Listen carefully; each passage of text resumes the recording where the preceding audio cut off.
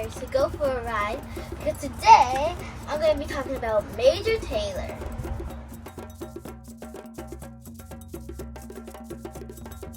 So who is Major Taylor? Major Taylor was a bicycle racer.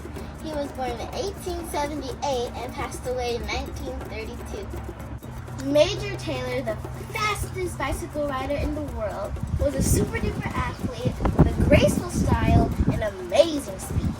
He was born in 1878 in Indiana and worked in bicycle shops as a youth.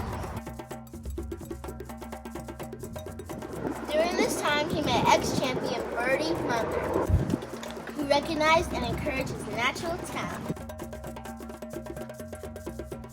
With Munger as his coach, he turned professional in 1896.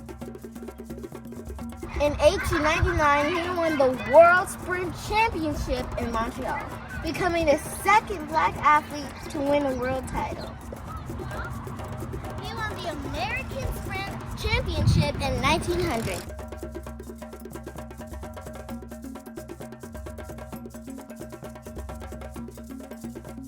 In 1901, Taylor defeated every European champion during the phenomenally successful European tour. He returned to Paris for 5 more seasons of racing, spent 2 winters in Australia, and retired from racing in 1910.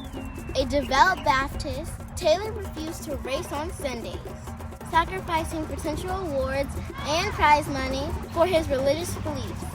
Thank you, Major Taylor, for your contribution to Black athleticism. This Black History Month fact has been brought to you by Knowledge Bar, published by Pomegranate Publications. I'll see you next time on Day 6 of Black History Month Facts. Bye!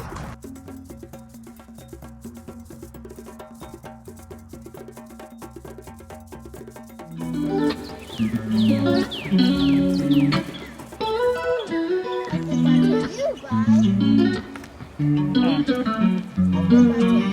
by